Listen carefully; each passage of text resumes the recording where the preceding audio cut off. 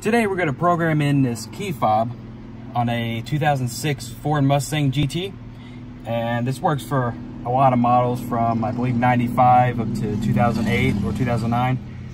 We'll put the link in the description of how many vehicles this works for. So what you have to do is make sure your key is in, and you're going to turn it onto the run mode, but you're going to do it 8 times, and then on the 8th time it's going to unlock and lock automatically, which means that this key fob will be programmed in, and then we'll hit the lock button, and then that'll program in this key fob.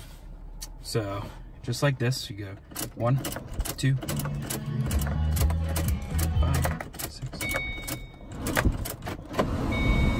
Just like that, you heard the little lock, and then you'll press this lock button. That means this key fob's programmed in. So now we can just unlock, and then yep.